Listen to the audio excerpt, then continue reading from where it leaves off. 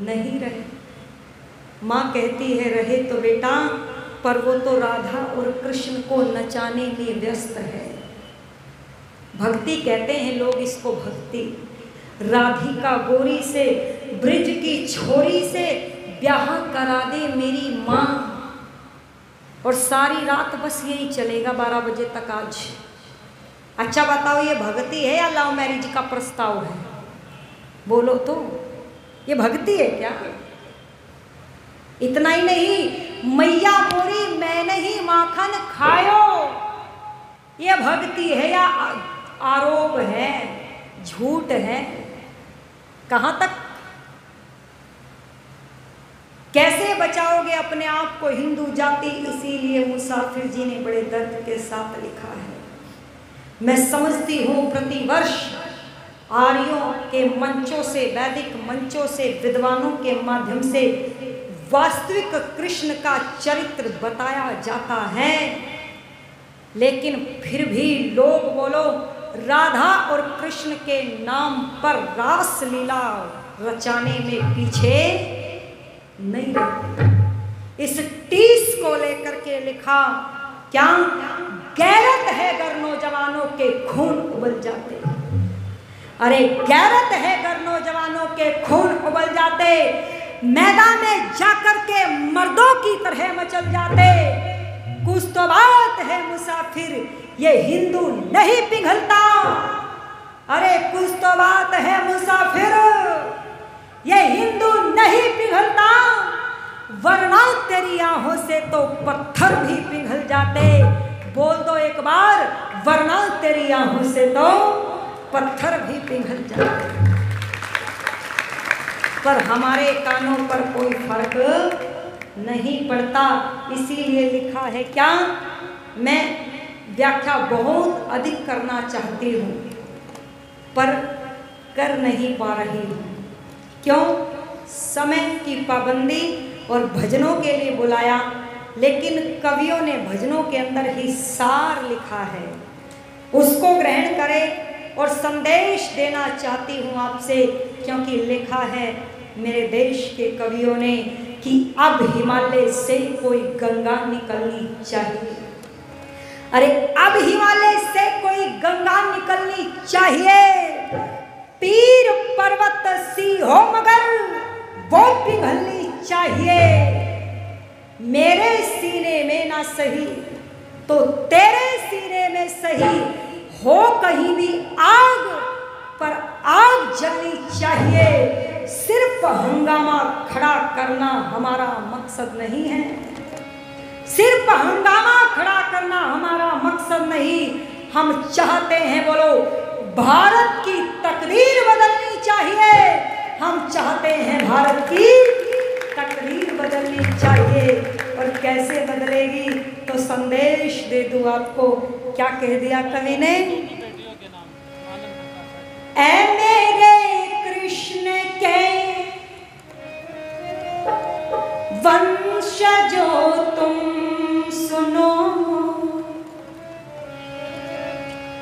ऐ मेरे कृष्ण के,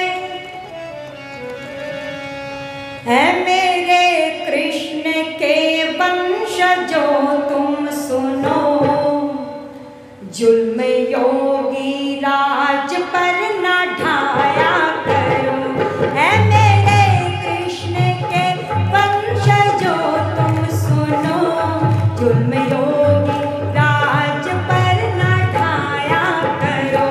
ऐ मेरे कृष्ण के वंशजो तुम सुनो, जुल्म योगी राज पर न ढाया करो।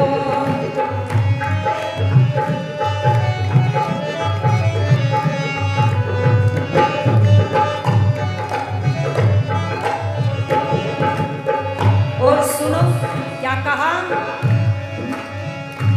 बाप दादा के जैसे मेरे श्याम थे, बाप दादा के जैसे मेरे श्याम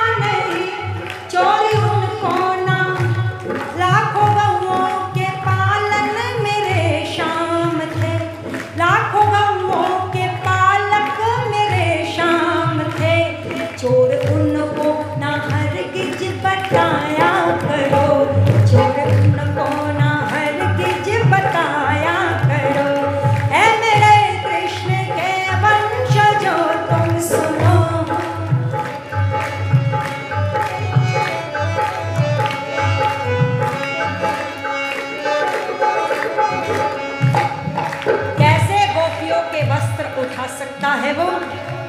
अरे वो तो सम्मान करता था नारी का। कैसे? नारी की अस्मिता पर हुआ क्रुद्ध था, नारी की अस्मिता पर हुआ क्रुद्ध था, महाभारत के जैसा किया युद्ध था, महाभारत के जैसा किया युद्ध था। गोपियों के ना कपड़े उठाए कभी, गोपियों के ना कपड़े उठाए कभी, न लफंगा उसे तुम बताया करो, न लफंगा उसे तुम बताया करो। ऐ मेरे कृष्ण के वंशजों तुम सुनो, जुल्म योगी राज पर ना ढाया करो।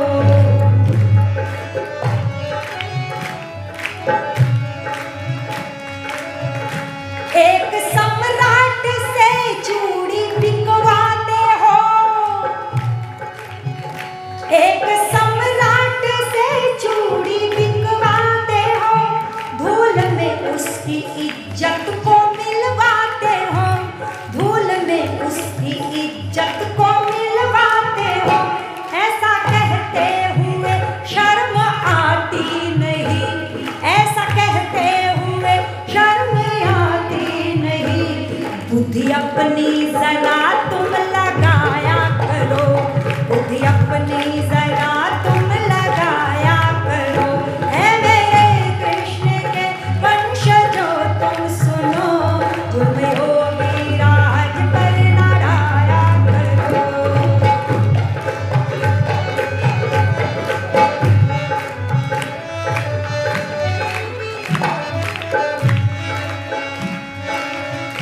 रासलीला नहीं गोपियों संग करी, रासलीला नहीं गोपियों संग करी, कोई महिला नहीं कृष्ण ने तंग करी, कोई महिला नहीं कृष्ण ने तंग करी।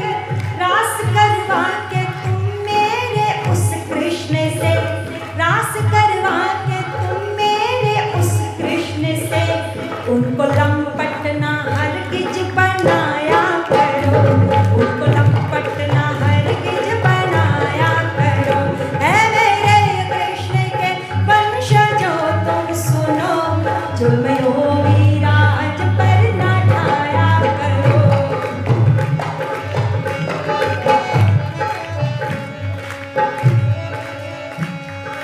एक पत्नी रुक्मणी अरे विवाह के उपरांत भी 12 वर्षों तक ब्रह्मचर्य का तप करके फिर संतान की उत्पत्ति करके बोलो राष्ट्र को दी थी। पर भक्तों ने क्या कहा साहब? भक्तों ने, ये भक्तों की बात कह रही हूं मैं, विरोधियों की नहीं बताई अभी तक। विरोधी तो पता नहीं क्या क्या कहेंगे, ये तो भक्तों की चर्चा हो रही थी। पर सुनो भक्तों, क्या कह दिया? ने हजारों थी उनकी सहधर्मणि, ने हजारों थी उनकी सहधर्मणि, एक पत्नी थी उनकी वो थी रुक्मणी, एक पत्नी थी उनकी वो थी रुक्मणी। एक ही पुत्र प्रद्युम्न पैदा किया, एक ही पुत्र प्रद्युम्न पैदा किया। आप उन पे ना उंगली उठाया करो,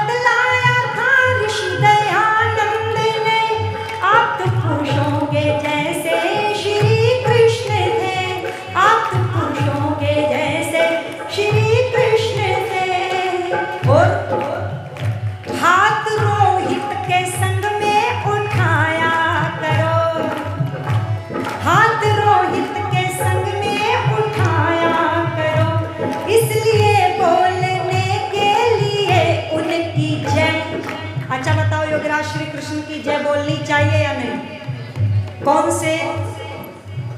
पुराणों के कृष्ण की या महाभारत के कृष्ण की? अच्छा, आप महाभारत के कृष्ण की पूजा करोगे या पुराणों के? महाभारत के, क्योंकि कृष्ण तो एक ही थे। ये जो पुराणों की कल्पित कल्पनाओं से भरी कथाएं हैं, ये तो कवियों ने अपनी सुविधा के अनुसार लिखी है। आपने पढ़ा होगा हिंदी साहित्य में सिद्ध साहित्य को, पढ़ा है ना? नाथ साहित्य से पहले आया, जो अध्यापिका बैठी है वो समझ रही होंगी। नाथ साहित्य से पहले जब सिद्ध साहित्य आया, बोले पंचमकार उन्होंने अपनी सुविधा के अनुसार दे दी। जिनको ऋषि ने वाम मार्गी लिखा, वाम मार्गी। फिर नाथ साहित्य आया, उन्होंने पंचमकारों का खंडन तो किया, लेकिन साथ में उन्होंने बोलो नारी की सत्ता को भी नकार दिया। और ये ऐसी पुराणों की कथाएं मैं कह दूं, ये पंचमकारों से प्रभावित थे, ये सिद्ध साहित्य से प्रभावित थे। वो 84 सिद्धों की जो परंपरा थी, ये पुराणों के लिखने वालों ने, गपोड़े मारने वालों ने बोलो, अरे बोलो, उनसे प्रेरणा ग्रहण की। पर सुन लो क्या कह दिया, हमको बतलाया था ऋषि दयानंद ने, हमको बतलाया था ऋषि दयानंद ने, आठ पुरुषों के